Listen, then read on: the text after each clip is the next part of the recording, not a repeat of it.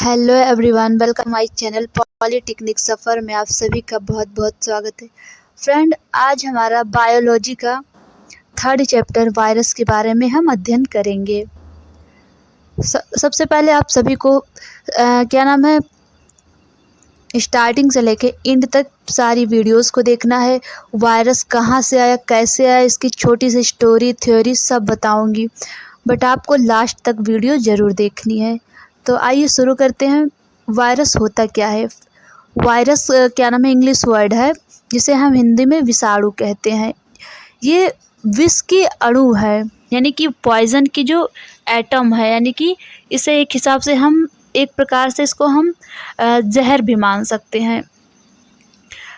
Virus की जो परिभाषा होती है, प्रोटीन एवं न्यूक्लिक अम्ल के बने अविकल्पीय परजीवी हैं।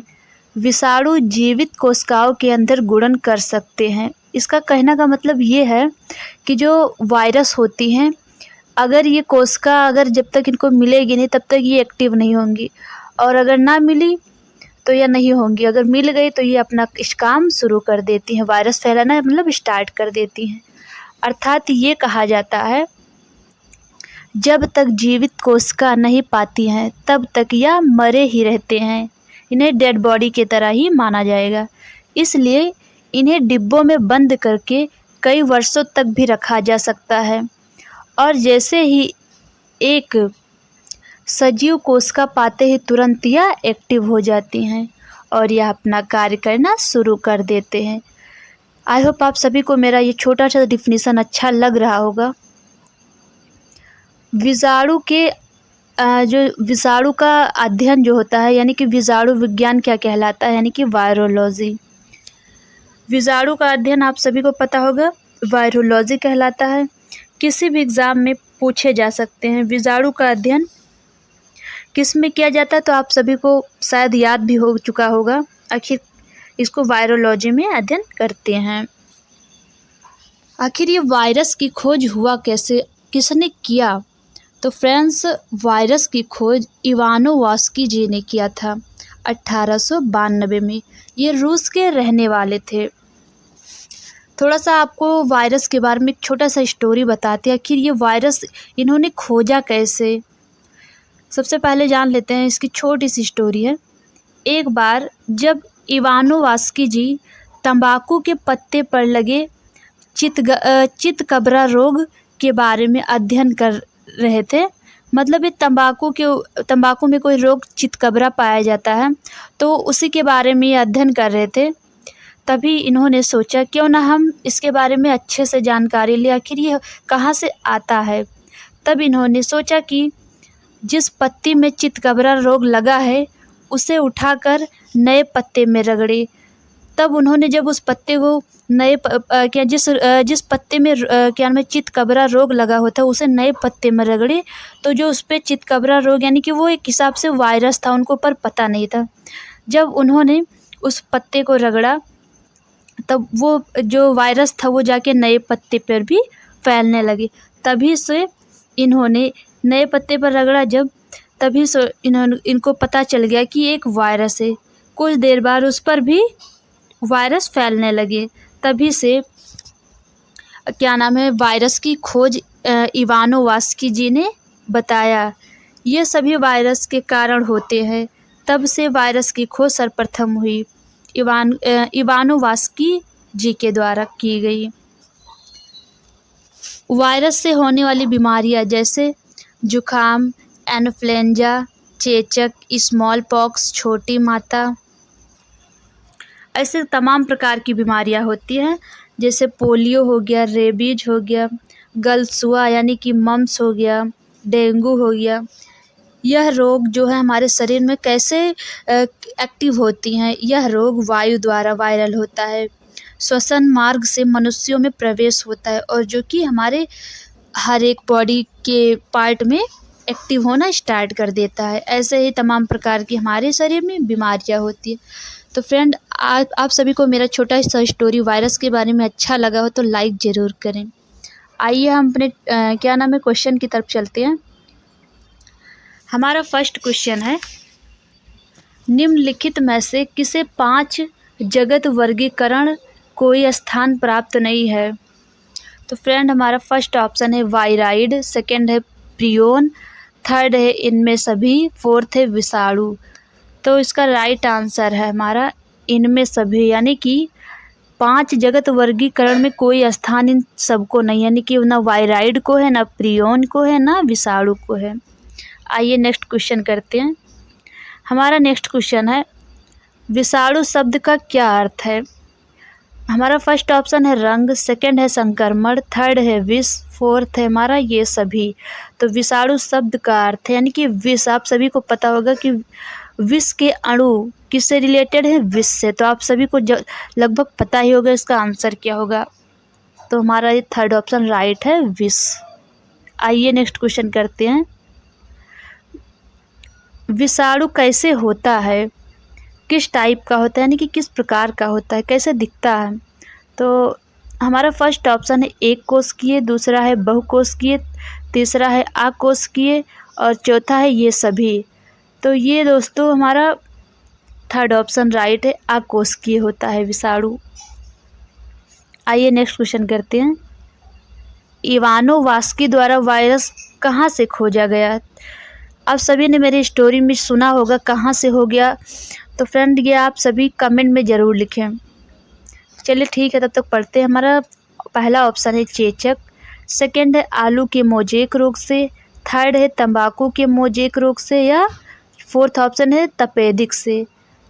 तो ये आपको स्टोरी में ही बता दिया होगा, वायरस की स्टोरी में बता दिया होगा कि इवानोवास्की द्वारा तंबाकू के मोजेक रोग से इसको खोजा गया, यानी कि वायरस को खोजा गया। आइए नेक्स्ट क्वेश्चन करते हैं। किसने कहा विषाणु को रवेदार बनाया जा सकता है? तो हमारा जो विषाणु है उसे रवेदार कैसे बनाया जा सकता है, किसने कहा ऐसा? स्टैनली एवेनोवास्की, थर्ड है स्मिथ, फोर्थ है टावर्ट। तो इसका राइट आंसर है हमारा स्टैनली, यानी कि फर्स्ट ऑप्शन इसका राइट है। आइए नेक्स्ट क्वेश्चन करते हैं। विषाणु कैसे होता है, किस टाइप का होता है? परजीवी, सहजीवी या अपरजीवी या आजीवी? तो हमारा जो विषाणु होता है परजीवी होता है। इसका राइट आंसर हमारा फर्स्ट ऑप्शन है, यानी कि पैरासाइट होता है वो। आइए नेक्स्ट क्वेश्चन करते हैं। हमारा नेक्स्ट क्वेश्चन है अकेला विषाणु को क्या कहता है? अकेला जो विषाणु को क्या कहते हैं? वेरोइड, या सेकंड ऑप्शन है विरियान, या थर्ड है लाइकेन, या फोर्थ है परियान। तो इसका राइट ऑप्शन हमारा है विरियान, यानी अकेला विषाणु को विरियान कहते हैं। आइए नेक्स्ट क्वेश्चन करते हैं। विषाणु जो होता है विषाणु संयोजक कड़ी है।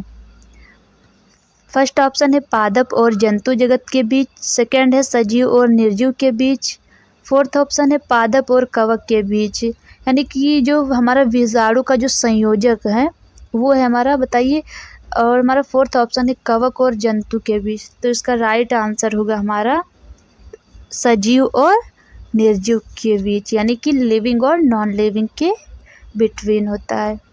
आइए नेक्स्ट क्वेश्चन करते हैं। विषाणु के संदर्भ में कौन सा सत्य है? यह सजीव या यह निर्जीव? थर्ड ऑप्शन है एक कोशिकीय, फोर्थ है गोल। तो ये विषाणु के संदर्भ में, यानी कि विषाणु से रिलेटेड इसमें क्या नाम है, एक कोशिकीय होता है, यानी कि हमारा थर्ड ऑप्शन राइट है। आइए नेक्स्ट क्वेश्चन करते हैं। विषाणु के अध्ययन को क्या कहते हैं? माइकोलॉजी कहते हैं, या फाइकोलॉजी, या बैक्टीरियोलॉजी, या वायरोलॉजी? तो फ्रेंड विषाणु के अध्ययन को हम कहते हैं वायरोलॉजी। फ्रेंड यहाँ माइकोलॉजी के अध्ययन को कहते हैं कवकों का अध्ययन, यानी कवक का। और जो हमारा फाइकोलॉजी है इसको कहते हैं शैवाल का अध्ययन। और हमारा बैक्टीरियोलॉजी जो है इसमें हम जीवाणुओं का अध्ययन करते हैं।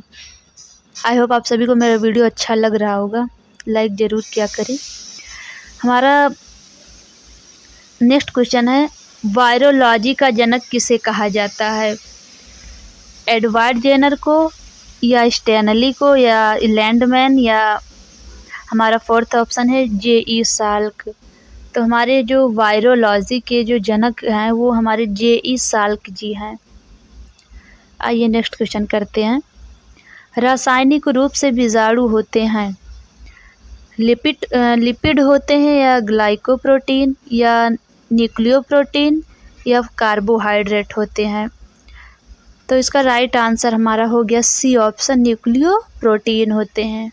रासायनिक रूप से जो फ्रेंड्स यहाँ छोटा सा मिस्टेक हो गया, यहाँ पे हमारा वायरस यानी कि विषाणु होना चाहिए था हमारा, जिससे मिस्टेक हो के वहाँ विषाणु लिख गया है। चलिए आगे बढ़ते हैं। हमारा नेक्स्ट क्वेश्चन है अधिकतर पादप विषाणु में कौन सा विषाणु होता है। तो हमारा फर्स्ट ऑप्शन है RNA, सेकंड है DNA, थर्ड है इनमें से कोई नहीं, फोर्थ है असंक्रामक। फ्रेंड्स आप सभी को कल के वीडियो में बताया होगा RNA का full form ribose nucleic acid and DNA का फुल फॉर्म होता है डीऑक्सी राइबोज न्यूक्लिक एसिड। तो दोस्तों हमारा जो RNA है विषाणु क्या नाम है, अधिकतर पादप विषाणु में कौन सा विषाणु होता है। तो RNA अधिकतर होता है। RNA का कार्य होता है प्रोटीन का निर्माण करना। आइए नेक्स्ट क्वेश्चन करते हैं। और हमारा DNA का जो वर्क होता है फ्रेंड्स जेनेटिक यानी कि जेनेटिक का पता करने का होता है। आइए आगे बढ़ते हैं। संरचनात्मक रूप से विषाणु बना होता है। हमारा फर्स्ट ऑप्शन है आवरण, सेकंड है कैप्सिड, थर्ड है राइबोसोम और हमारा सेकंड ऑप्शन है आवरण एंजाइम कोशिका भित्त, थर्ड ऑप्शन है आवरण कैप्सिड न्यूक्लियोइड, फोर्थ ऑप्शन है एंजाइम कोशिका झिल्ली। तो फ्रेंड हमारा जो संरचनात्मक रूप से आखिर वायरस का स्ट्रक्चर कैसा बना होता है, तो वो हमारा आवरण कैप्सिड और न्यूक्लियोइड यानी कि थर्ड ऑप्शन इसका राइट है हमारा। आइए आगे बढ़ते हैं। विषाणु का संक्रामक रोग है यानी कि ये आखिर किससे फैलता है विषाणु। प्रोटीन, थर्ड है हमारा न्यूक्लियोइड, थर्ड ऑप्शन है अस्तर, फोर्थ है एंजाइम। तो इसका राइट आंसर हमारा है विषाणु का जो संक्रामक रोग न्यूक्लियोइड से होता है। आइए आगे बढ़ते हैं।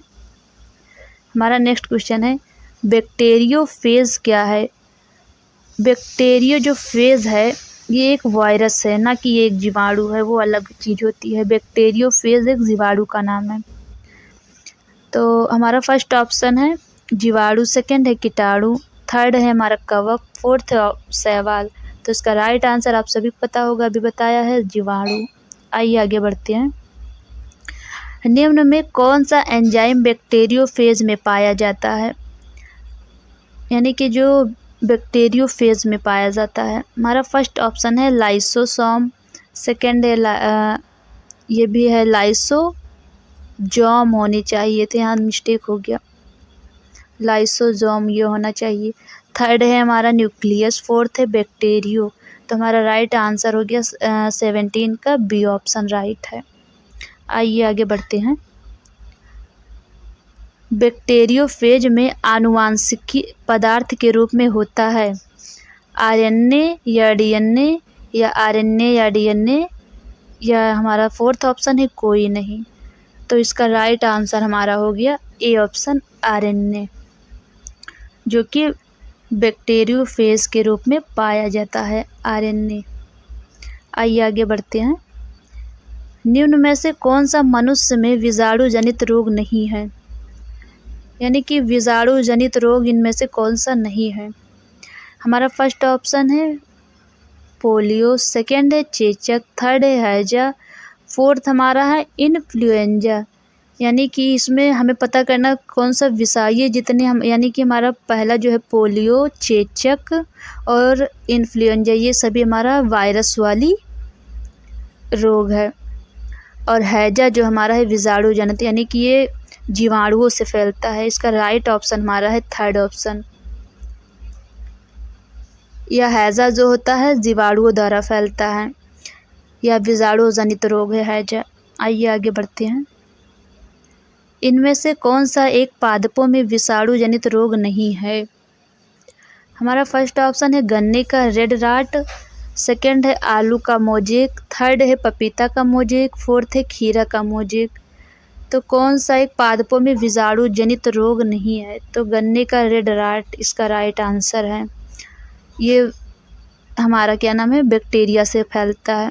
और इतने सारे जो हमारे 3 ऑप्शन है ये सारे हमारे वायरस से रिलेटेड है। आइए आगे बढ़ते हैं। चेचक के टीका का आविष्कार किसने किया? बहुत ही कॉमन, ये अधिकतर पेपर्स में पूछे जाते हैं, जो कि आपको इसको ज़्यादा ध्यान देना है। ये क्वेश्चन बहुत इंपॉर्टेंट होने वाली है। हमारा फर्स्ट ऑप्शन है एडवर्ड जेनर, सेकंड है लुई पास्चर, थर्ड है वाटसन, फोर्थ है क्रिक। तो चेचक के टीके का आविष्कार किसने किया? एडवर्ड जेनर ने किया। आइए आगे बढ़ते हैं। पोलियो के टीका की खोज किसने की?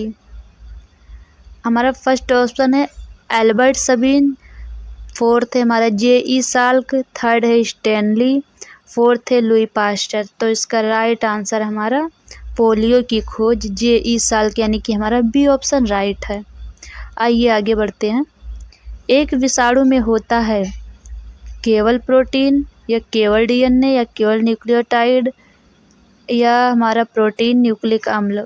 तो इसका राइट ऑप्शन हमारा सी ऑप्शन है, केवल इसमें वायरस में न्यूक्लियोटाइड पाया जाता है। आइए आगे बढ़ते हैं। शैवाल विषाणु को कहा जाता है, शैवाल विषाणु को कहा जाता है साइनोफेज या माइकोफेज या फाइकोफेज या बैक्टीरियोफेज?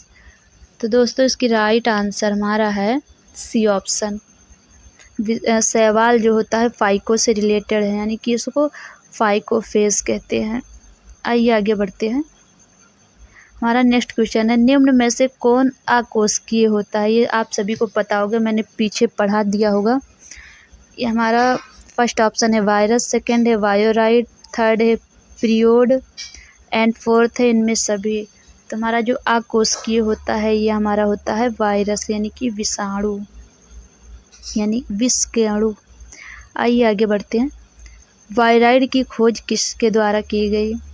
फर्स्ट ऑप्शन है बेजरिनेक, सेकेंड है डैनर, थर्ड है इवानोवास्की।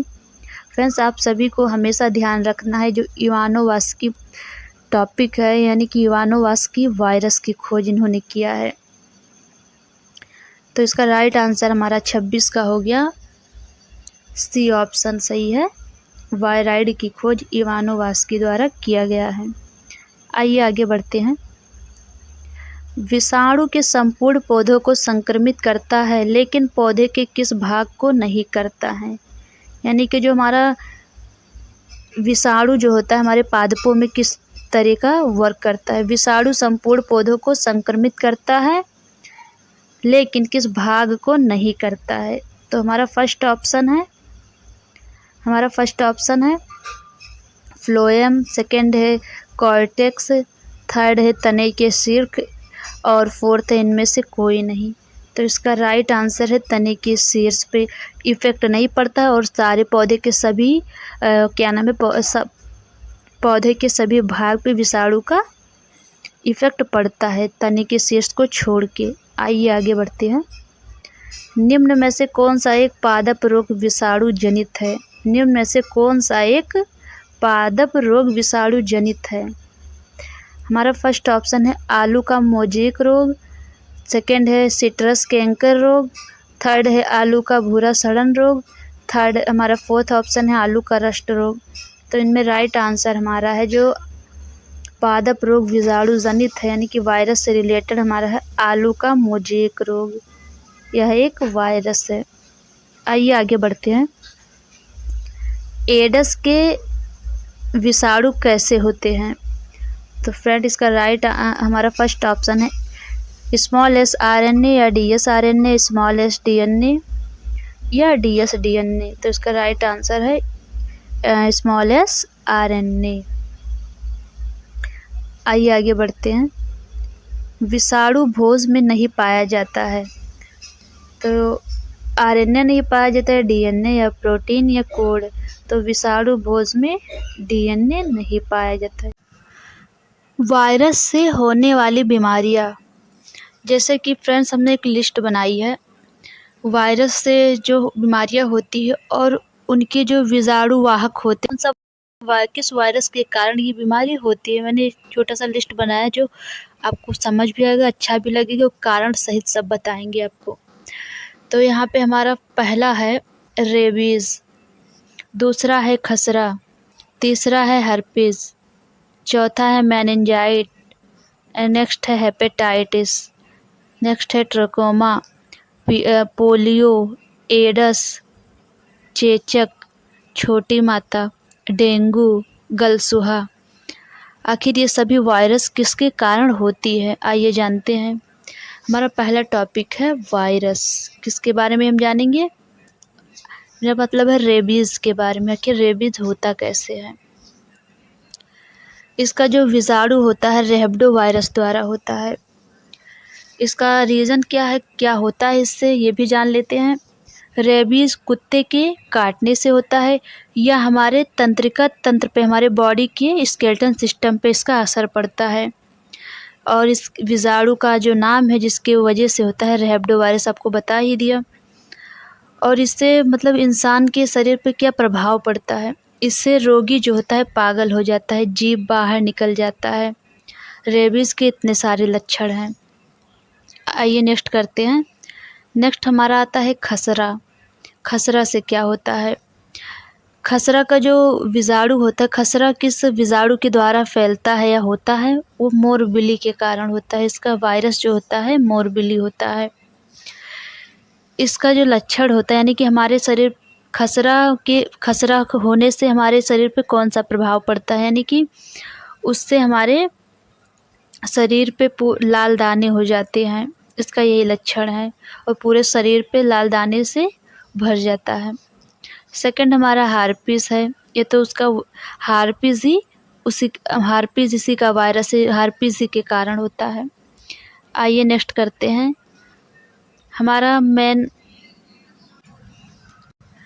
हमारा नेक्स्ट रहा मेनिंजाइट। ये आखिर मेनिंजाइट क्या होता है?